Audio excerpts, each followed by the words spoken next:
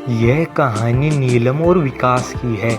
नीलम अपनी शादी के 1.5 महीने बाद ही विधवा हो जाती है और उसके जीवन में अचानक ही पतझड़ आ गया था। नीलम को ऐसा लगता था जैसे वह संसार की सबसे बदनसीब औरत है। उसकी आंखों के आगे उसका अंधेरा जैसा भविष्य हमेशा घूमता रहता था। नीलम के घर में सिर्फ उसकी बूढ़ी माँ थी और नीलम के पति के गुजरने के बाद नीलम के पिता भी इस दुख में गुजर जाते हैं। एक बड़ा भाई था, लेकिन वो तो सबसे मुंह तोड़कर अपनी पत्नी को लेकर कहीं रहने चला जाता है।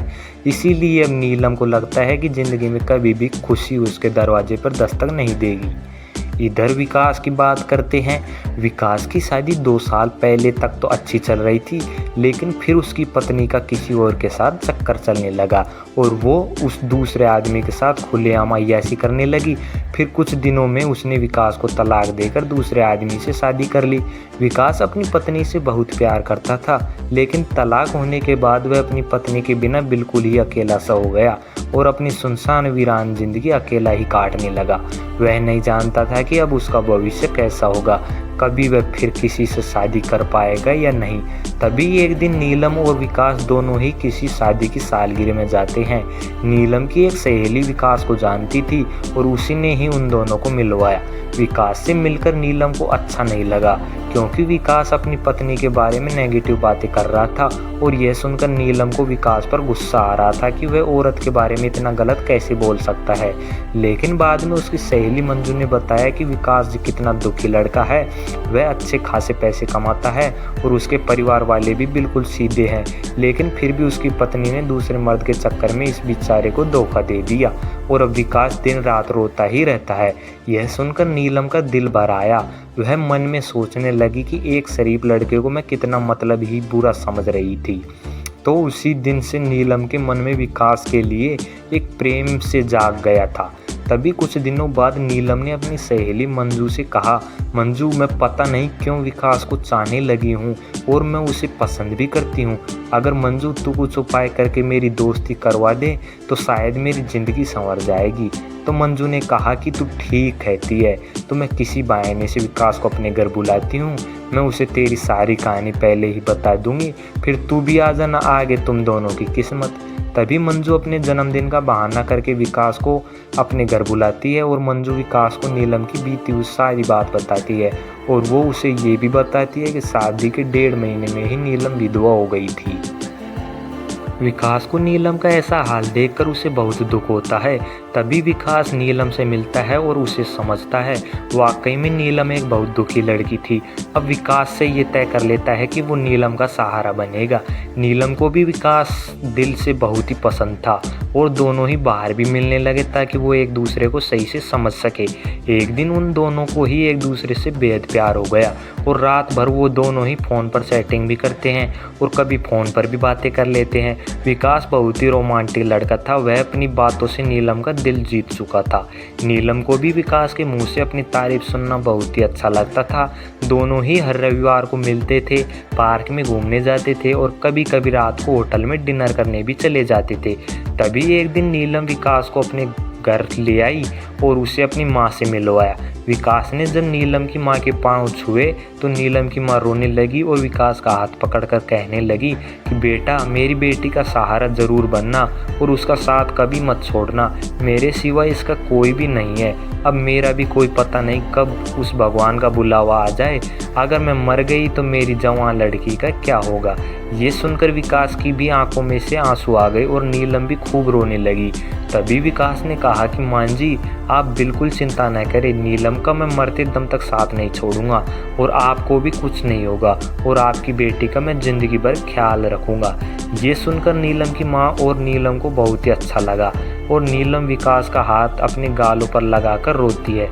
तभी एक दिन दोनों ही पार्क में बैठे थे तो नीलम ने कहा कि विकास, तुम अपने घर वालों से मुझको कब मिलवाओगे। विकास ने बात टाल दी और उससे प्यार भरी बातें करने लगा और कहा, नीलम, मैं तुम्हारे बिल्कुल नज़दीक आना चाहता हूँ, बोलो तुम मुझे अपने करीब कब आने दोगी। लेकिन नीलम विकास को अपने करीब आने से मना करती है, मगर फिर भी थोड़ा बहुत वो दोनों प्यार कर ही लेते हैं। तभी नीलम की सहेली मंजू ने नीलम के कान भरना शुरू कर दिए। उसने कहा, नीलम, लड़कों पर इतना जल्दी भरोसा नहीं करते। तू तो सीधी सादी है। विकास को अपनी माँ से भी मिलवा दी, लेकिन विकास ने तुम्हें किसी से मिलवाया? कहीं ऐसा न हो कि वो तुझे इस्तेमाल करके न छोड़ दे। यह सुनकर नीलम के कान खड़े हो गए। वह सोचने लगी कि कहीं विकास मुझे धोखा तो नहीं दे रहा है। उधर विकास ये सोच रहा था कि मैं नीलम को अपने घर कैसे लेकर आऊं। मेरा घर बिल्कुल छोटा सा है और मैं उसे अभी नहीं बताऊंगा। उसके लिए मैंने एक घर बुक कर लिया है और 50,000 भी जमा करवा दिए हैं। बाकी की मैं बैंक से किस्त बनवा लूँगा। 1 महीने बाद विकास का जन्मदिन था। विकास ने सोचा मेरे जन्मदिन पर ही नीलम को सरप्राइज दूंगा। तभी नीलम और उसकी माँ को भी घर बुला लूँगा। उसी दिन नीलम से शादी की सारी बात करके उसे सगाई की रिंग पहना दूंगा। क्योंकि नीलम के परिवार में कोई नहीं है, इसलिए सारा कार्यक्रम नीलम और उसकी माँ के सामने ही हो जाएगा। अगले दिन नीलम और विकास को फ़ोन करती है और गुस्से में कहती है कि तुम अपने घर वालों से मुझे कब मिलवाओगे। विकास फिर से बात को टालते हुए बात को पलट देता है। अब नीलम का शक और भी बढ़ जाता है। तभी नीलम विकास से कहती है, तुम्हारे बैंक में कितने पैसे हैं, मुझे अपना बैंक बैलेंस दिखाओ। लेकिन विकास ने बैंक बैलेंस दिखाने की बात भी टाल दी, क्योंकि सभी पैसे उसने मकान के बयाने में दे दिए थे। उसके अकाउंट में यही कोई 8 से 10,000 ही पड़े थे। नीलम का शक अब बढ़ता ही जा रहा था। वो ये सोच लेती है कि विकास वाकई में मेरा इस्तेमाल कर रहा है और वो मुझसे शादी भी नहीं करेगा। इसलिए नीलम विकास का फ़ोन तक उठाना बंद कर देती है। इधर विकास इंगेजमेंट की सारी तैयारी कर चुका था। बातों ही बातों में उसने नीलम की अंगूठी का भी नाप ले लिया था और नीलम को इसका पता भी नहीं चला था। विकास ने नीलम की तरफ से खुद की भी अंगूठी बनवा ली थी, ताकि नीलम की माँ का कोई भी खर्चा न हो सके। विकास ने किसी से थोड़ा कर्ज लेकर नीलम के लिए साड़ी और उसका सारा सामान खरीद लिया था और उसकी माँ के लिए एक सुंदर साड़ी खरीद ली।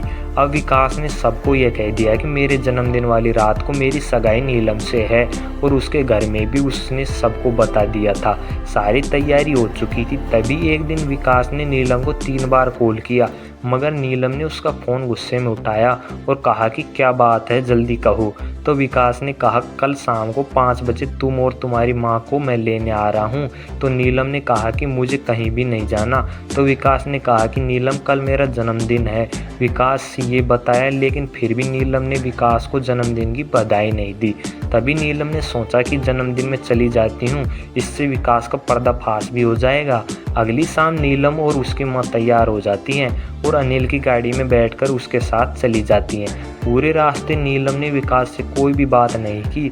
उसे तो विकास के रूप में एक धोखेबाज नजर आ रहा था।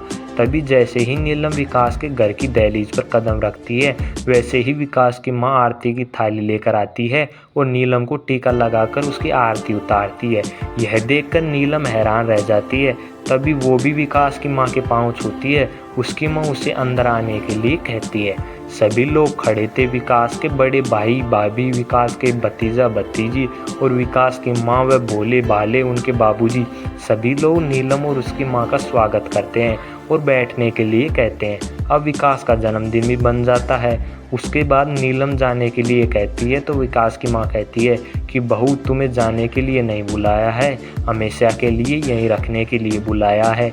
नीलम समझ नहीं पाती। तभी विकास की बड़ी भाभी 2 फूलों की माला और एक प्लेट में 2 अंगूठी लेकर आती है। यह देखकर नीलम विकास की तरफ बड़े आश्चर्य के साथ देखती है। तभी और कहता है, आज हमारी इंगेजमेंट है नीलम, और इस बात के लिए मैं तुम्हें सरप्राइज करना चाहता था। तुम्हें ये रिश्ता मंजूर है न? नीलम रोने लग जाती है और मन में ये सोचती है कि मैंने किस लड़के पर शक किया। अनिल ने नए मकान के कागज़ भी नीलम के हाथ में रख दिए और कहा कि नीलम, ये मकान मैंने तुम्हारे लिए लिया है, क्योंकि हमारा ये घर थोड़ा छोटा है न। इसलिए नीलम की आंखें अब और अपने आंसुओं को रोक नहीं पा रही थी।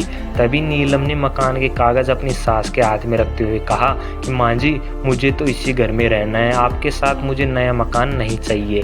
इस बात से घर के सभी लोग खुश हो जाते हैं। तभी विकास कहता है कि नीलम, तुम्हारी माँ भी हमारे साथ ही रहेगी, भला वो अकेली कैसे रह पाएगी। ऐसा करते हैं, जो मकान मैंने लिया है वो पास में ही है, माँ को तुम वहीं शिफ्ट कर दो ताकि तुम अपनी दोनों माँ को संभाल सको। अब सब कुछ ठीक हो गया था। कहाँ नीलम एक शक की वजह से सब खत्म करने जा रही थी। ये गलती उसे बहुत महंगी पड़ने वाली थी, मगर नीलम ने विकास के घर जाकर अच्छा ही किया। उसकी ज़िंदगी संवर गई और उन्होंने एक अच्छे रिश्ते की शुरुआत की। थैंक यू दोस्तों वॉचिंग।